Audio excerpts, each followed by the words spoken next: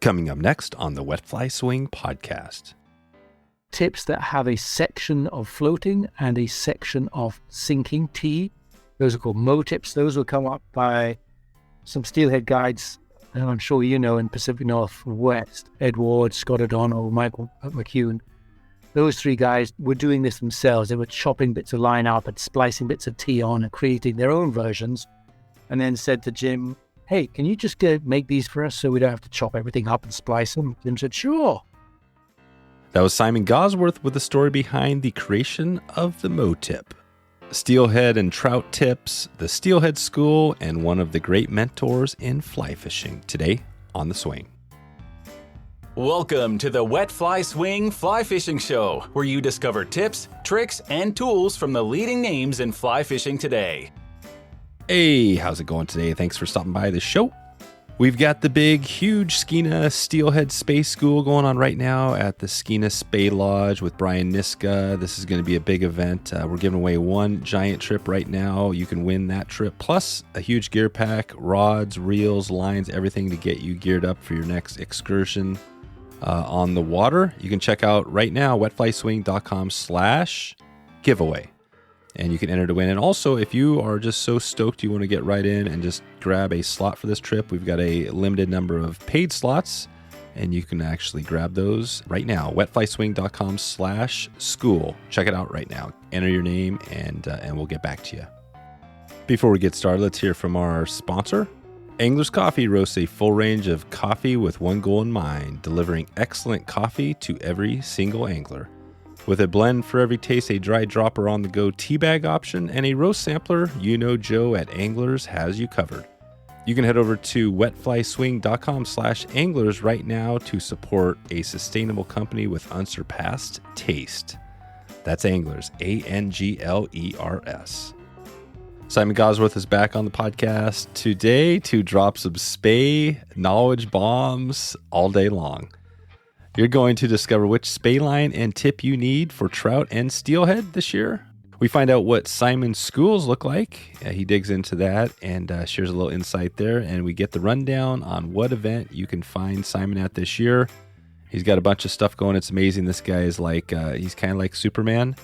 It sounds like he's just got everything going. He talks about his new role with Farbank. We get into that. Another fly fishing superstar for you today. Here we go. Simon Gawesworth from RIO Products and farbank.com. How you doing, Simon? Well, good day, Dave. I'm great, actually. Thanks. On a beautiful sunny day, so the mood is good.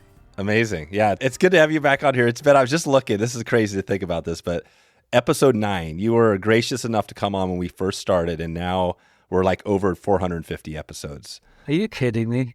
Well, 50, it's gone strong. I know. So I appreciate you it's amazing, right? It's great to have you back because we've chatted over the years, and obviously you're at the forefront of everything Spey and RIO and all that stuff. So, you're out there. So it's good to catch up. I wanted to use today as like a catch-up point, maybe talk a little bit of what you have going with your products and RIO and lines and maybe steelhead, trout, spey. But let's just take us back to since, what's it been since 2018? I mean, right? It's been a while. Seriously, I didn't realize that, man. Isn't that crazy? Yeah. Yeah. So what has been going on? I guess maybe just take this last year. I know you're busy, super busy now, but what's been keeping you busy? I had a kind of a change in my job role, if you like. I moved from working directly for RIO as their brand manager, which I did for about, the last 20 years. Moved into what they call an education and engagement manager role for Farbank, which is the holding company, if you like, the parent company of RIO, Sage, Reddington, Flywater Travel. So they like the videos and the teaching and the demos and that kind of stuff that I did for RIO as part of my brand manager, but wanted to expand it out to incorporate all the brands and work with Flywater Travel, because that way we can add hosted trips and residential schools rather than kind of daily schools. It's really, it's been fantastic because it's put me right up what I did before I moved to America and taken me out of the office and away from marketing projects, which I just didn't enjoy and really wasn't very good at.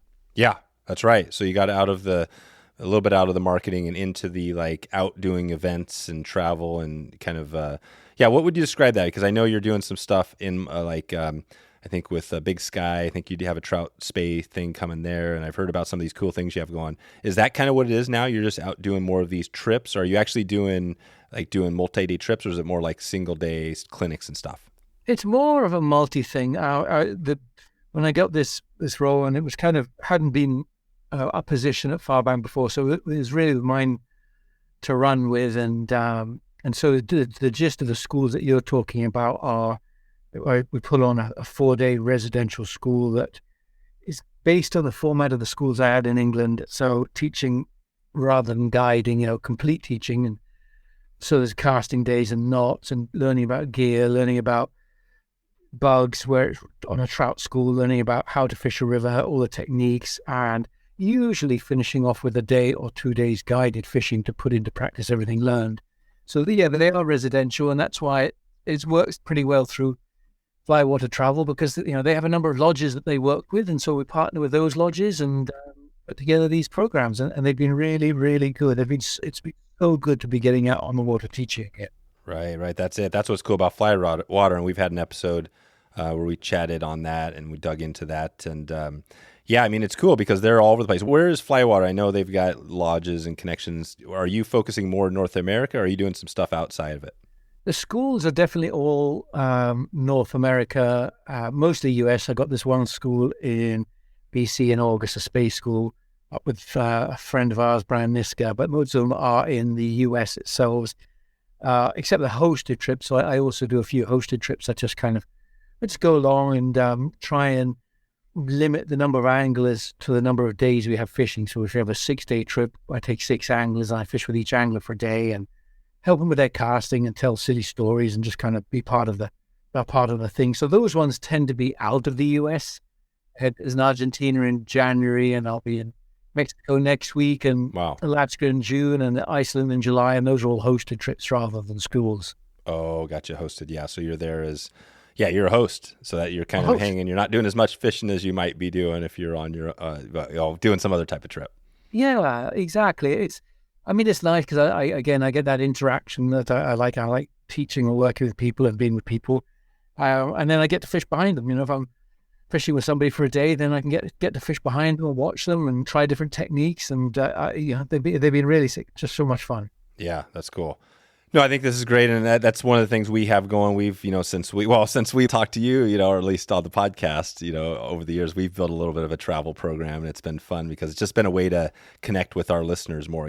These people listening now, we're always trying to provide the best content we can through the podcast, and obviously getting people like you back on is a key part of that. So I want to talk about that. You mentioned Niska, Brian Niska, he's got this cool operation. We just talked to him, and he dug in. We had an episode on that. I was hoping to dig a little bit on because the mow tip and all that stuff that RIO has going has been coming up quite a bit, not only through Brian but other people. I was hoping you can clarify that. But yeah, talk about that. What's the Skeena, for you? Have you been up there? Is that something you go up there all the time, or is this how's that look to you? No, I went up there. I've known Brian for years and years and years, of course, on the circuit, and Adrian, one of the guys I've known her for a long time. So I've known those people. I've only been to their lodge once, about 3 years ago. Went up to do, maybe 4 years ago, certainly pre-COVID. Went up to do a steelhead photo shoot, and with one of our photographer ambassadors, and spent 4 or 5 days there fishing with them. So this is the first time we've really put a school together that focuses on just a school environment rather than photo shoot. Yeah. And what does that mean for you? You hear a lot about this, the school. We talk about it. I think a lot of people do. How does a school differ for you, say, versus like, a clinic or any of that other stuff that's out there? Well, a school is more thought out. It's a structured school. This one's kind of angled for the new to spay, new to steelhead angler.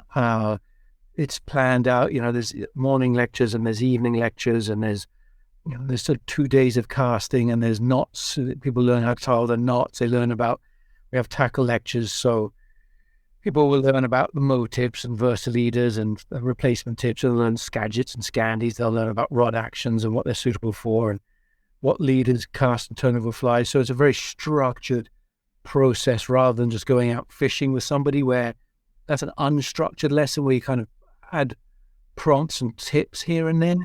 But this one, they'll go away with a booklet that covers all the course and going to learn all the spey casts and what lines used with what spey casts, what wind conditions, and how to read the river and how to fish a river and where fish lie. So kind of completely structured program with the idea at the end somebody can come as never having spey cast or steelheaded before, go to the most beautiful, beautiful BC water. It's just so pretty up there, and spend 4 or 5 days learning and fishing and go back confident that they can, just do their own steelhead fishing after that. So it's very different from those, as I said, there's 1-on-1 clinics or 2-on-1 clinics where you just tweak what you see, but don't really educate. Right. If that makes any sense. Yeah, that does. That makes total sense.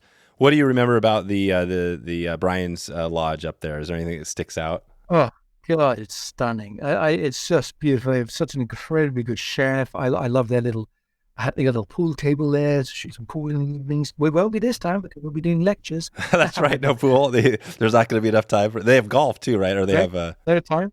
There's a lovely home pool where you can just walk down and practice casting. So we'd have to go far. They got some incredibly good jet boats so they can access a lot of water. Yeah. And they're just good people, As I said, I know Brian and Adrian particularly for so many years, and they're just people I like to be with. They make it very down to earth and relaxed. And so it's just a great place. I think it's just a great place to do a school and to do a spey school. There's probably no better place to do that other than maybe the River Spey. Oh, right. In North America, why wouldn't you want to go to BC and learn to catch steelhead and silver salmon in such a beautiful lodge? Right. Yeah. And it's a good big river, right? I mean, I know there's variation in the river, but you're fishing the Skeena, right? The main stem Skeena down there. So it's a decent sized river. Predominantly that, yeah. And then the copper, the kalim, possibly, and certainly the kalim. Yeah. Cool. Well, let's talk about lines a little bit because, RIO comes up all the time because you guys have some good stuff going. And, and I give a shout out, I always think back because you were kind of there early on for me, with the modern spey casting, right? Have you guys done anything? That video was so early on, was so important for a lot of people. Have you done anything like that similar? Do you have ideas to put together a big, or is that kind of the video stuff is kind of gone, that long form stuff? Yeah, it seems to have gone, I know our product development team look at the sales of DVDs, the quantities, and just say it's just not there. So we've transitioned it into online video education. While there isn't exactly the equivalent of that modern spey casting comprehensive triple disc whammy set that you're talking about, there's a number of videos that we've done, some that I've done at RIO, which is basic: how to make a single spey, how to make a double spey, how to make a snake roll. So people will find those online at YouTube, and they're free, which is good for them. Yep. And we've just started last year, we've just released the second season of a far bank education series, which is a much more structured, much more detailed, very, very polished series that hasn't yet touched on spey. The first season was new to fly, so like the first episode, what is fly fishing? Why would you go fly fishing? What is a fly rod? That kind of stuff. The real basics. Now, and this season we've just launched, we're in the middle of launching this season, and it's an episode on dry fly fishing in the river, an episode on nymphing and streamer fishing, an episode on soft tackle fishing, episode on central river casts.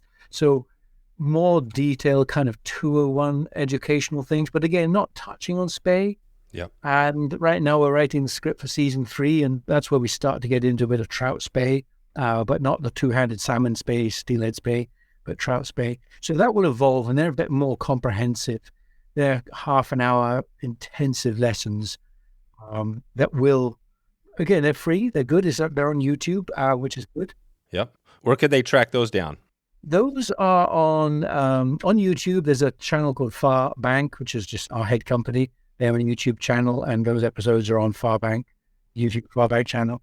Perfect. Yeah, we'll check those out. So, and it sounds like those are going to continue as you go. Just keep producing those, and over time they'll probably be a bigger library than maybe the original DVD videos potentially, right?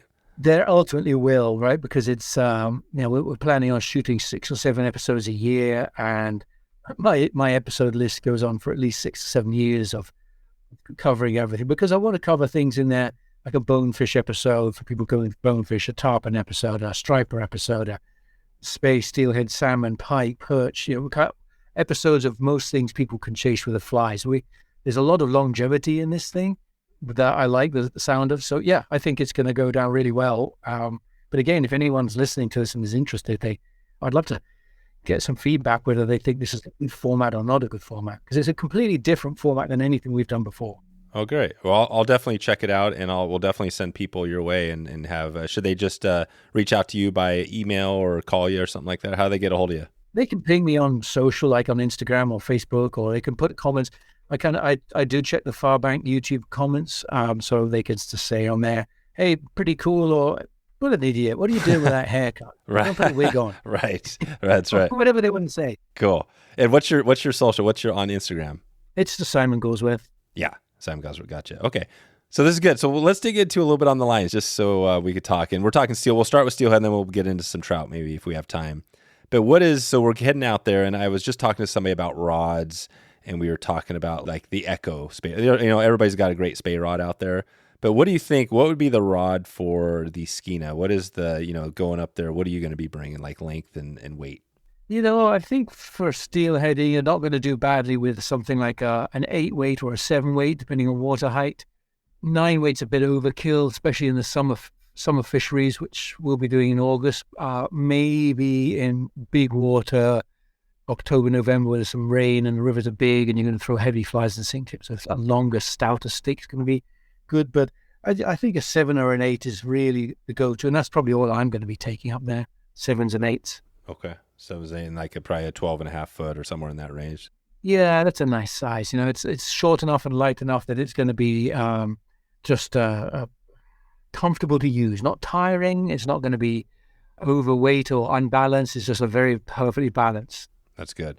And as we get into this, I also want to follow up with, we've had some conversations about, people heading back into more of the longer belly stuff. I'm sure you've got an opinion on that, but let's stick with this just for a second. So we got 12.5 foot, whatever, 12, 13 foot, 8 weight up there. What is the line? What is the real line somebody should be getting up? Like if they want to just go in and pick up the whole setup, tips, everything, what should they get for this? So let's, if it's, you say 12'6", something around that size, 8 weight. Mm-hmm. So Skagits and Scandis, right? I know those conversations have bandied around quite a long time. So most people hopefully are aware of Skagits and Scandis, so we'll go down there. Generally speaking, people want to look for the slightly longer heads in that 24 to 26 foot length for a longer rod rather than the short ones. As most line companies now have heads that are short heads designed for switch rods and regular length heads designed for Spey rods. And usually the cutoff is 12 foot. So if the rod is longer than 12 foot, then you want those longer heads. So really on an 8 weight, I like 550 grains. I set up 575 grains for a Skagit line for a beginner. I think 550 grains is enough for somebody who's got control and can feel the rod. But if you can't feel the rod because you're getting into it, 575 grains is probably a good starting point on an 8 weight. Like in the RIO stable, we have a Skagit Max launch and a Max Power. The launch is the longer version. So for this BC school, I'll be certainly taking up some of these longer launches, but also take up some Scandis, because there's definitely times when you want to fish these lighter flies and you don't need heavy sinking tips. And those Scandis are more, I think they're more enjoyable to cast. So a Scandi, a little bit lighter, like a 520 Scandi is a pretty good weight on a 7 or an 8 weight rod. So a little bit lighter. You generally want lighter Scandis than you do Skagits for a given rod size, because you don't want the rods to flex so deeply. Okay. And on the Scandi, what's the name of the Scandi line you guys have? Just a RIO Scandi. It's as simple as that. It's there's various versions. There's the 3D, which is a triple density Scandi, which is a technical thing and probably a really good fishing line, especially when you get some water height. But I think I would keep it simple. I would just have a RIO Scandi, a floating version of that, about 520 grains on an 8 weight. And off that, you can fish regular and tapered leaders, 9 foot or 12 foot long. Or you can put on Versa leaders, kind of sinking leaders, intermediate sinking leaders, if you want to get just below the surface a little bit. Those are really good additions. But that's a great system on the Scandi. And then, as I said, the Skagit Max launch, that's your Skagit version. And if you set yourself up right and you've got a shooting line, you can just switch heads out as you're on the water according to conditions changing, as you know that. Probably most listeners know that, but if they don't, then that's a good thing to be in, is you can get this interchangeability. Okay. Yeah, we can switch it out. And then what is that? What do you like for running line? What is your, there's a lot of different running lines out there. There are, and I think the running lines are, well, they're obviously an integral part of the consideration. So there's two types. There's a thin fly line, what we call a coated fly line or coated running line. And then there's just hard mono, which is literally like 25-pound monofill. Those monos will give you more distance. There is no doubt about that. The monofill shooting lines will give you a lot of distance. And if you really need distance because the river's big and you need the biggest cast, you probably want to go with those. We have slick shooters, our mono. We also actually do what's called a grip shooter, which is a mono, but we actually coat the front 16 or 17 feet in a thick coating. So when you stripped it in, people can grab it. Oh, right. Nice. Hold it and cast and get the benefit of the monofill, but get the benefit of gripping. So that's grip shooter. That's a pretty rad one. But to be honest, I mean, if distance is the prime requisite, I would set up with grip shooter. But I have to say, over the years of fishing and testing these things and catching fish and losing fish, I've got to say that for me, the low stretch shooting lines are hands down a better shooting line for hooking and landing a fish. We have one called a metered shooting line. It's low stretch. It means that, I'll give you a very simple idea. A low stretch line, the in-touch shooting lines we have a stretch of 6%. That's the lowest shooting line we've ever made, a 6% called in-touch. Your regular shooting line is about a 30% stretch.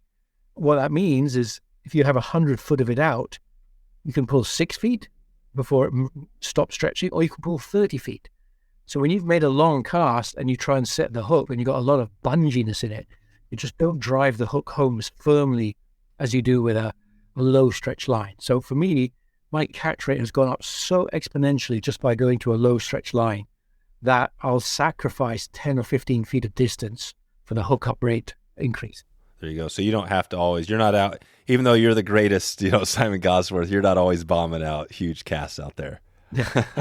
Far from it. I mean, gosh, those fish run up this inside. If you're third man down the pool, fourth man down the pool, you might start to want to throw out some bombs. But, the first time I vividly, I remember the pool and on the Deschutes when I really sort of stumbled on this. I was fishing this slick shooter. It's for steelhead, and it was a September school I was teaching down there. And it was an afternoon of just fishing. The lessons had finished for the day, so I was fishing. And I had a great morning or great afternoon, and I hooked 4 steelhead in about, 30 minutes. Nice. And this one bail out, and every one of them came off. And I thought, oh my God, why am I losing this fish? I don't know. Should I set the hook harder? Should I give it more slack? You go through this thought process. And I changed to the meter shooting line, which wasn't called the meter shooting line, but the time was called connect course shooting line, and hooked 3 more fish and landed all 3 of them just straight away. And since then, I'm just so convinced that the hookup rate is better with that low stretch. And then playing a fish, if you want to turn a fish away from a edge of a run or going into some rocks or some branches, again, if you try and turn that fish and you have low stretch, you can turn that fish immediately. Right. Whereas a stretchy one, you're pushing the pressure in, and if it's just stretching the line, you just don't control the fish. Gotcha. So for me, that low stretch line is a much better fish catching, but you definitely won't get the distance. Okay. Perfect. Yeah, that's a good tip. So you mentioned in the Skagit and Scandi. So I guess if we're fishing there, the choice there is depending on the size, right? The size of the flies and what sort of tips you're needing. I guess you're going to bring both of those up to the Skeena. Yeah, that's exactly it. Because some days you might have a headwind, right? The Skagits turn over better in a headwind. There's no doubt that a Skagit head has more mass, more what's called line power. Will turn over a sinking tip. And so if you need to fish T14 because the river's fast, the run you're fishing is really fast, or it's deep and you need to get down, or maybe it's rained and there's a bit of extra current speed and you're going to throw T14. T14 is called T14 because every foot weighs 14 grains, right? So that's a good number. Yep. T11, every foot weighs 11 grains. T8, every foot weighs 8 grains. So the reason I say that is if you were to take a Skagit Max launch, for example, in that 575 grains, and you were to weigh the front tip of that, it's going to come in at something like 14 or 16 grains. So it's really easy to put on a T11 tip to that because the tip is slightly lighter. If you put a Scandi head on, the Scandis are much more tapered. The front of the same size of Scandi, that 520, it's going to only have a tip grain weight of about 6 or 7 grains. So now you put on T11 or T14 and you're asking 6 grains to turn over 11 and 14. Right. They don't really do it. Yeah. And so, yes, if you're fishing heavy sink tips or heavy flies, you've got to have an engine that's powerful enough to turn them over, and that's going to be a Skagit. Exactly. So that's basically it. So if you, and when would you, because the Scandi is nice because it's lighter, using smaller stuff, but when could you, with the Scandi, how far can you go up on sinking it down with the Scandi? Are you just putting in, like you said, the Versa tip sort of thing, or would you ever be putting any sort of a tip on there? Well, it does depend, right? So a regular Scandi is going to be tapered all the way down to the front end, and there's no Scandi, even our 700 or 640, I think is the biggest one. I don't think the front tip of that is even going to take a T14. It's just, you can make them work by just increasing the amount of ferocity you cast with and the amount of speed you cast with. You can absolutely make things work, but I'm talking about making things as efficient and as effortless as possible. And so we do have, and I'm sure you're aware of it, the Scandi Versa tips. Yep. To give a listener an idea, what we do there is if you have a Scandi Versa that's, say, 35 feet long, and it's the front 25 feet is all front taper. So the front end is the thinnest, and then as you get back, it gets fatter and fatter because it's all taper. With a Scandi Versa tip, what we do is we chop that line 15 feet from the front and then put a loop on and reconnect the tip. So if you remove that floating tip and fished what's just called the body section, because it's a continuous taper, that body has so many more grains at the front end. Right. That will turn over a T14 or T11 tip. But if you don't use the Versa tip and just attach it to the full tapered thing with this light, delicate front end, you are going to be exhausted and frustrated with your casting performance because that line cannot turn it over. Gotcha. So the Scandi, so if you had a Scandi, a Scandi line, you would want to put a Versa tip on there, some type of Versa tip, or are you ever fishing it with something else? If it's the full integrated Scandi with no cuts and no loop-to-loop joins, you can put any of the sinking leaders on. The sinking leaders are designed, they're much lighter. They're 40 grains for the entire 10-foot leader, so they're much lighter. They will go on the front end of a Scandi. But if you're talking about a Versa tip even, you could get away with them. They are a bit lighter than T14 and T11, but really those are again designed to go on the Versa tip body where you unloop that floating tip it comes with and then loop on an equivalent size sinking tip. And those sections that connect to each other will match up in terms of mass and weight and therefore casts effortlessly. This is amazing. Yeah, I love getting into the numbers because, for a beginner, these are the numbers that are confusing. But when you get into it, it's kind of fun, right? You dig into it and there's easy ways to avoid this. You can just go in and probably there's a chart that says, hey, you buy this rod, it needs this grain weight, right? do you guys have any of that for your stuff? Because this is a lot. You got Versa tips, you got the sinking leaders, you got the mow, all that stuff. Is there an easy way if somebody wants to dig further to get this fully clarified out there? There actually, there isn't a chart, but one of the videos we did at RIO was how to choose your sink tip. And that one dials into the difference between mow tips, T tips, replacement tips, Versa leaders, talks about the grains, shows exactly what tip. So if anyone's listening to this and the words I say just make no sense because my hands are gesticulating crazily here in front of my laptop, but nobody can see it. But if you went to the RIO YouTube channel, not the Far Bank one, it's not on the Far Bank, it's on the RIO Products one. And there you just put in how to choose a sink tip. That will run through all of that, how to determine the right size tip for the line you're putting it on. Awesome. We'll get that in the show notes so people can click over and take a look at that. That's awesome. Talk about the T. We've talked about this before, but who came up with this crazy T11? What's the story there? So there's two stories. The initial story is that, so there's the T tips and the mow tips. Okay, and the T tips, for those who don't know, T tips are just level sinking. No taper. We just make 1,500 foot long section of it and then chop it up into 15-foot lengths, 10-foot lengths, 12-foot lengths, 30-foot lengths, whatever we need. And that is a T tip. And T stands for tungsten. In the early days, the equivalent was LC, lead core. But that has a lead impregnation, which obviously nobody wants to use lead anymore. So way back when RIO started making sinking lines, Jim, the boss at the time, made the decision to use tungsten instead of lead. And so we've always made sinking tips out of T, tungsten. So that was a Jim Vincent thing. And then the mow tips themselves, which are tips that have a section of floating and a section of sinking T. Those are called mow tips. Those will come up by some steelhead guides, and I'm sure you know in Pacific Northwest, Ed Ward, Scott O'Donnell, Michael McCune.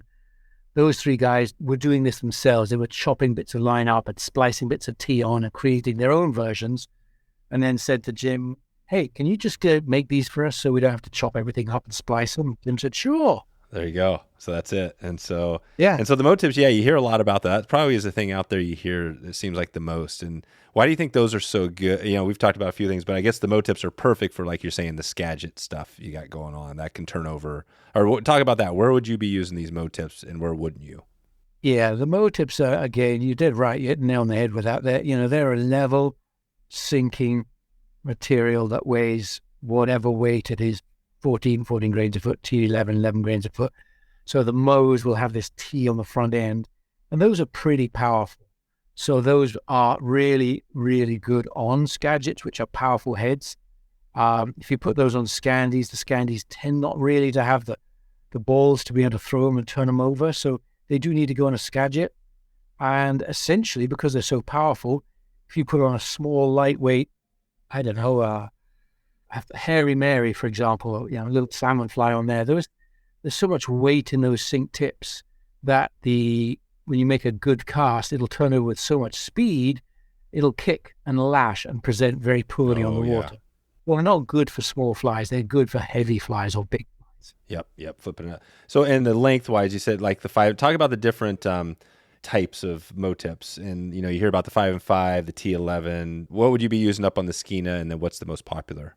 Well, that's a really good question. I know, I'll just say Brian Niska, I just talked to him, so I know he said the T, if you had to pick one, he was like the T11, right? So so that's kind of, you're right, that's right in the middle. That's 11. So if you had 5 feet of it, that'd be like 55 grains on the front 5.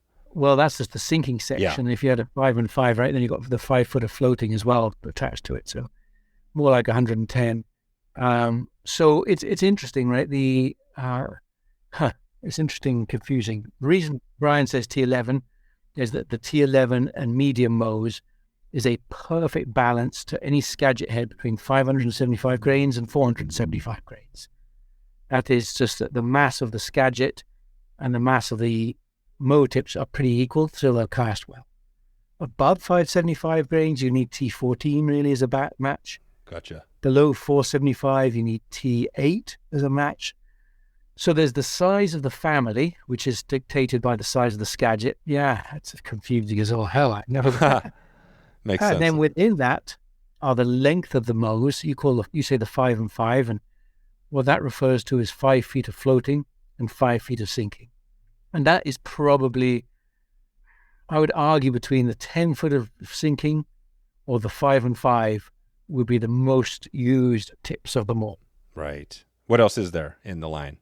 Well, they change every 2.5 feet. So in other words, if you were to take the complete family, you start with, essentially, imagine they're all 10 foot long. They're not, but imagine they are. So you can get 10 foot floating, and then if they change it every 2.5 feet, you can get 7.5 foot floating with 2.5 foot of sinking. You can get the 5 and the 5. You can get 2.5 foot floating, 7.5 foot sinking, and you can get your 10 foot of sinking. And in addition, there's another one that's 12.5 foot of sinking, just an extra long dredging tip. So those are the tips that all these mow families come in these length options. And again, really, if you wanted to pick, I don't think you should ever pick one, because 5 and 5s and the 10 foot they go hand in hand. With those two, you can cover almost every fishing situation. That's what I would start off with. I mean, you should probably get all of them, right? Because you're going to want to skate a dry fly, so you'll need a floater, or one day you'll need a really short tip just to drop in behind a boulder, whereas a long sink tip will swing into the boulder. A 2.5 foot sink tip, you can skate the floating line over and the sinking tip drops behind, right? That's a very specific tip you put on for a specific situation.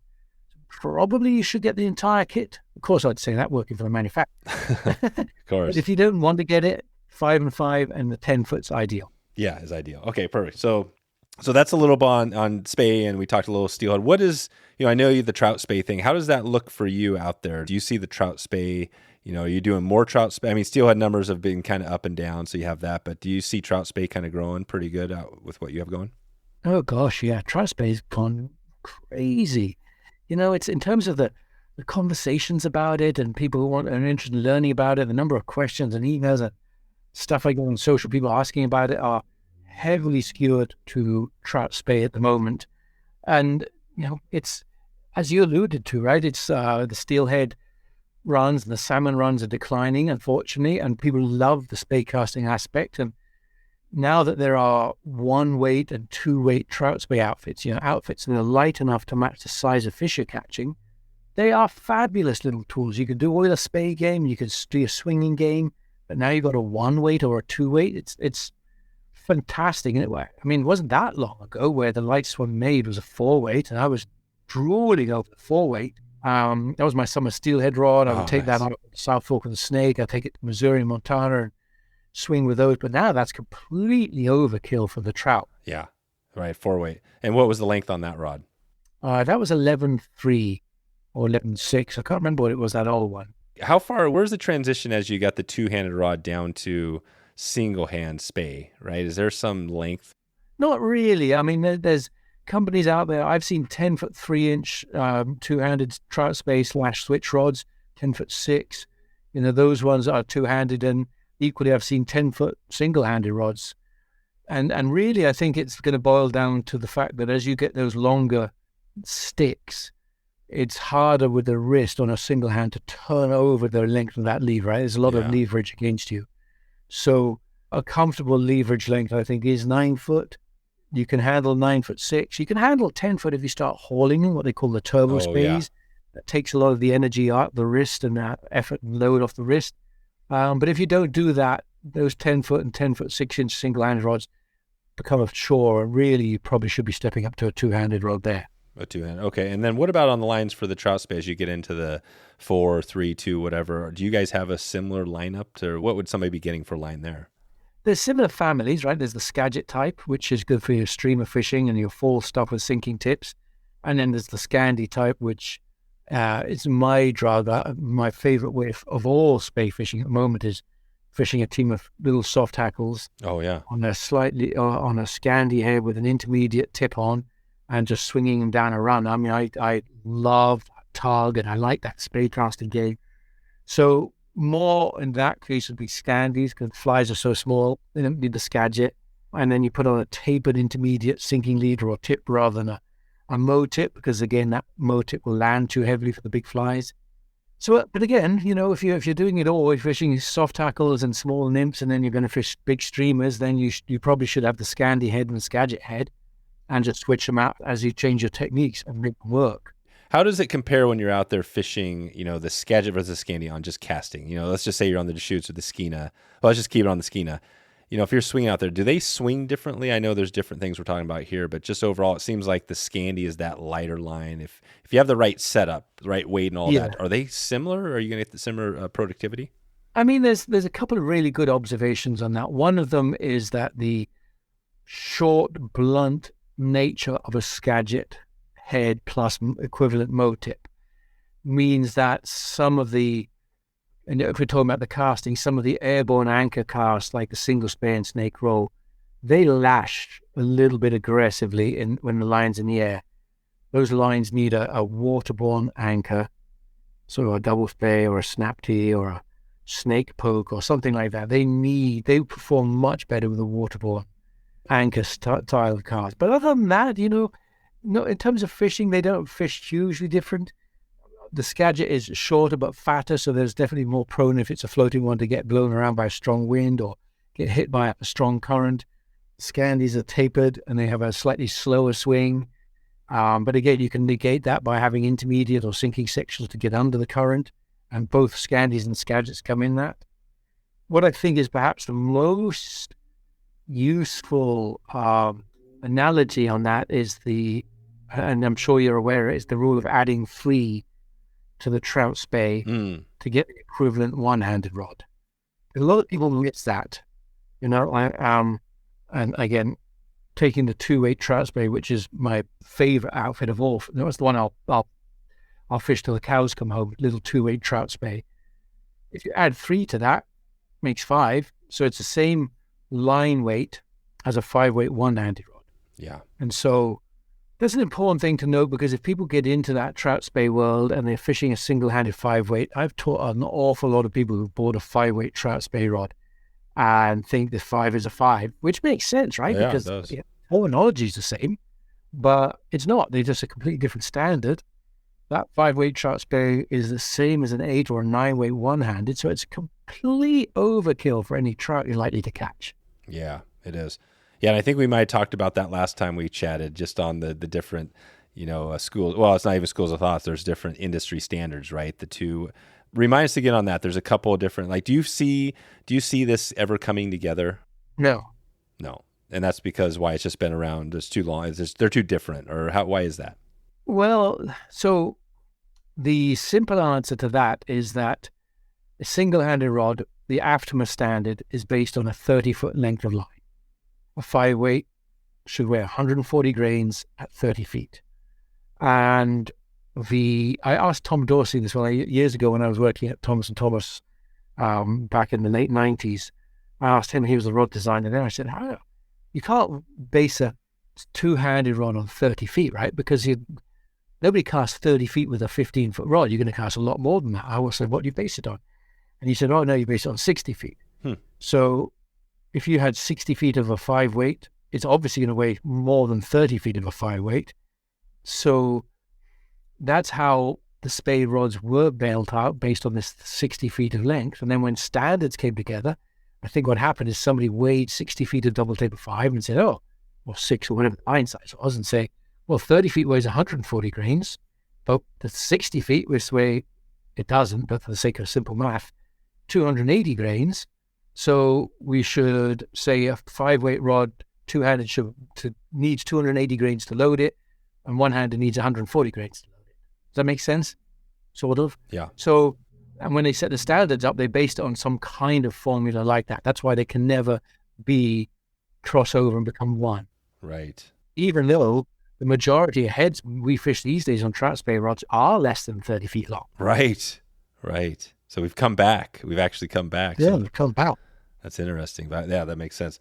Okay. So there's not going to be any coming together anytime soon of the 5-weight is never going to be 5-weight is a 5-weight. It won't be the same for the spey. Correct. Yeah. Okay.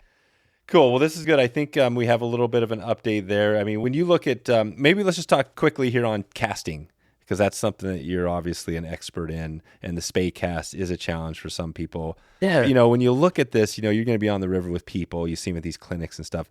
What is the number one thing you see a lot with people out there, maybe either brand new or either they're trying to take that next level? What's the biggest struggle? Oh, I would say there's, probably the commonest one is people not using their bottom hand when casting. It's a two-handed rod. And I mean, literally the worst client I can have is somebody who rings up and wants to book a lesson. And you done any fishing before? Yeah, I fished 50 years. Right, that's the worst. Oh my God, I got 50 years of ingrained one-handed casting mistakes. So you like the beginner, you like the total newbie. Well, for people who do the 50 years, I just tell them to swap hands and learn left-handed, because there's no muscle memory. That's a great idea. And they learn so much faster that way. So that's a common one, right? People not using the bottom hand, not using it, the top hand as a pivot point. They use the top hand as a driver, and they drive the top hand out instead of pivoting on it by using the bottom hand. And then controlling the D-loop speed so that the anchor lands in the right place and the D-loop is formed directly opposite their forward stroke is another one that people find very difficult. Yep. They tend to, when you stand behind somebody's casting, and you say, right, when you pick at that tree, aim at that tree, and then you stand directly behind them in line with that tree, and you look at their D-loop, and the D-loop is nowhere near opposite that tree. They can't make a good cast because the D-loop is not aligned. It's like a bow and arrow. You pull the bow back north, your arrow is going to go south. That's physics. And casting is the same. If you have a D-loop going north, and yet you're trying to throw your forward cast east, it doesn't work. Right. And how do you get that D-loop? What's the trick to get your D-loop in line? Is it just practice? You could eventually get it there? Yeah, just practice. Some people over-rotate. And in other words, the D-loop should be 180 degrees from the target. So some people have a D-loop at 200 or 210 degrees. They are over-rotating their rotational D-loop stroke. And, that's a given. As a teacher, there's tricks and things you could do to stop that. Basically, you tell people to freeze at the end of their D-loop stroke and let the D-loop fall in the water and say, now look, is that aligned with your target? And you go, oh shit, no, it's not. And some people under-rotate. Some people don't rotate enough. And so the D-loop is not 180 degrees. It might be 140 degrees or 150 degrees. So again, it's not aligned with where they're going forward. So there's no energy in the cast. And in those cases, people usually get what's called a collision loop. And the collision loop is just a nemesis. It looks like a tailing loop. It forms tangles on wind knots. Yeah, that's it. No, it's interesting. And as you were talking, I was thinking about, because we've talked recently about some of the casting, champions and stuff. I mean, I know you're a great caster. Have you ever thought about that or been interested or done any of that? I know Travis Johnson, I think maybe won it this year down. He did, yeah. I mean, is that something like, what does that look like to you? These guys that are like up at the, the highest levels of casting. Is there any interest there for you?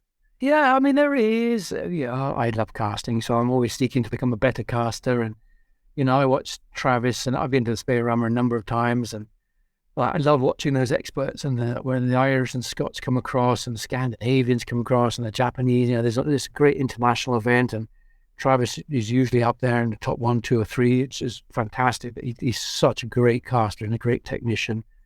And sure, I would like to be able to compete with those guys and be as good as that.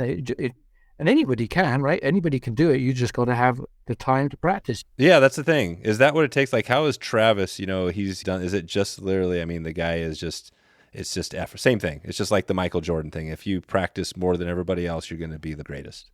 Yeah, I think that a lot of it's that. You got to practice the right thing. So you got to have an understanding of, and you need a good coach, somebody who's going to stand behind you and say, look, your D-loop was 178 degrees, not 180. Yeah. That's not good enough, right? Right. To the average angler, that thing's going to whiz out and go, wow, it's great, but they're going to lose 5 or 6 feet over a 180-foot cast. That's a huge difference. It takes first to fifth. Yeah, that's it. So that's what it is. It's those little, like the big, everything you talk about, right, on all the stuff as part of the Spey cast. It's just these little tweaks that you make, and that gives you, the edge. Yeah. Interesting. Yeah. Cool. So again, yes, to answer your question, I would love to get to that standard. And right now, I don't have time to go pull weeds out of my garden. Never mind go and practice hours and hours. Yeah, your schedule is kind of crazy. Like when you look ahead, I've heard all the stuff you have going. I mean, it sounds like you're enjoying it. I mean, do you love the travel? Is that something, do you still just love the travel? I do and I don't. I have a wife and 2 kids, obviously a family, and the travel takes me away from them. Sometimes I'm lucky enough that my son comes with me. Like we go to Alaska in July every year. Oh, nice. Host a trip, and he comes with me, and I get to have some fun with him. But that part of the traveling is frustrating.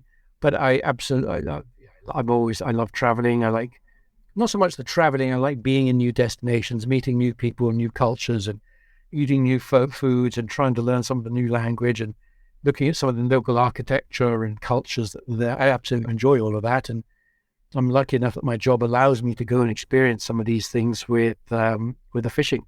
That's it. Perfect. Well, I'm going to be doing some traveling this year. And like we said at the start, the Skeena School, heading up, I'm going to be heading up there to our little event. And yeah, I'd be interested to hear if, we might be able to connect with you. I'm not sure if the stars are going to align, but what are your thoughts there on, of that potentially happening? Because I think we've talked over the years. I've never fished with you or been even at the same lodge. What does that look like? Well, that sounds really amazing. Sounds ideal. I don't know what it looks like. I don't know what dates you're planning on thinking going up there, but the concept is bloody awesome. Yeah, totally. We'll keep in touch on that and see if we can overlap, or maybe we're going to be close on the timing to see if we might be able to connect and see you guys. I know for us it's just kind of the same thing. We're probably going to have 6 people, or maybe I'm not quite sure how many people will be there, but there'll be a small group of people. And it's just a way to kind of like connect, right, a little bit deeper with your people. That's how I kind of look at it. I think so. I mean, I'm all for these connections. Yeah, it's such a great industry. And I say industry, and I don't mean industry as in from the industry side. Let's call it a great sport, but it's not really a sport as such. But it's the fraternity of. Yeah. What is it, Simon? That's what you got to. It's not an industry. The industry is not the good word. The sport's not a good word. What is the good word for fly fishing? Experience, maybe. Yeah. I don't know. I'd have to think about that. I'll have to go and read a big dictionary or something and find some cool word. It's just the general 95% of the people you meet in this group, whatever you want to call it, they are so, we share similar, as you know, you share similar outlooks on life and similar what you're looking for, good, beautiful, scenic environment, some quiet time, some good cast, maybe a couple of fish. So the outdoors, right? The outdoors. Outdoors, absolutely. Pretty parts of the world. So generally, when you do these things, right, you do meet some just great people. And it's very rare that there's some bloody rotten tomato in amongst your bowl. Occasionally, but generally not. And so I'm all for meeting more people that make me smile. Yeah, exactly. Perfect. All right, Simon, well, we'll leave it at that. We'll send everybody out. We'll put links in the show notes for Farbank and Rio and all the videos and everything you guys have going, and we'll have people connect if they want to ask you questions or just keep in touch with you. Thanks for all the time today. Absolutely. Dave, you make it easy as always. It's such an easy way of chatting to you. There it is, wetflyswing.com/451. 451 right now. Check it out, and I'm sure there's going to be a Simon video or two. Simon's got a great resource he talked about today, all the great videos and stuff from the Rio modern spay casting video we talked about back in the old days of DVD, to what sounds like they're building, which is a pretty epic channel there with their Farbank and everything there with Rio. Check it out right now. We'll have links to some of those videos. You can check it out. And a reminder, the Skeena Spey School right now is live. You can win a chance at a shot to head to the Skeena Spey Lodge and the crew, fish one of the great rivers, the Skeena Basin, and just hang out with me and some of the people on this podcast is what it's going to be. We're going to have we're going to have at least a couple of fireside chats with Dave. So if you want to get involved in this trip and experience the Skeena River straight up, this is the one to do. Check it out right now. wetflyswing.com/giveaway to enter, or if you want to save a slot for one of these trips, wetflyswing.com/school right now, school, and you can enter your name and email, and we'll follow up with you and let you know if there's anything available right now. Big listener shout out before we get out of here. Paul Page reached out, and Paul said, thanks, Dave. I have listened to your podcast several times and enjoy it a lot. I live in Vancouver, BC, and as a new fly angler and tyer, I like to fish for and tie flies for trout. As a stay-at-home dad, my time is very valuable, and I get to imagine fishing more than I get to do it. I tie more flies than I lose when I go out, so podcasts and fly tying are where it's at currently. There we go. Paul Page, thank you for reaching out and that great email, Paul. I appreciate you for listening to the podcast. And we're going to serve up something for you on this podcast. We'll be in touch with you, and we'll make sure to get an episode together for you.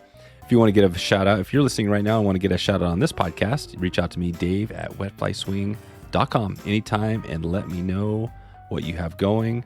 And I do want to add, before we get out of here, Paul in his email line has a great Henry David Thoreau quote, and here it is. Quote, I went to the woods because I wished to live deliberately, to front only the essential facts of life and see if I could not learn what it had to teach, and not, when I came to die, discover that I had not lived. Henry David Thoreau. That one is going, I'm going to have to take that one, Paul, and put it in a couple of places. That's amazing. That's going to go in the show notes for sure on this one. We're going to have that quote right up front so people can check it out. Henry David Thoreau, amazing. All right, that is a super way to end the podcast. I'm not even going to go deep into anything. I'm going to leave it right there, Henry David Thoreau, and let you think about that quote. Let's just go back to that quote. And do we want to read it one more time? Do I try to read it one more time and see if I can do a better read? Let's give it a shot. Henry David Thoreau. I went to the woods because I wished to live deliberately, to front only the essential facts of life and see if I could not learn what it had to teach, and not, when I came to die, discover that I had not lived. Amazing. It is so late in the night that it's actually morning, and I can get ready to fish. That's how late it is, when you're up so late that you can actually get ready to head out on the water. That's kind of on the range that I'm going here. So I hope you are having a good evening. I hope you're having a good morning or good afternoon wherever in the world you are, and I appreciate you for stopping in today and checking out the podcast, and I look forward to seeing you on the next episode. Thanks for listening to the Wet Fly Swing Fly Fishing Show. For notes and links from this episode, visit wetflyswing.com.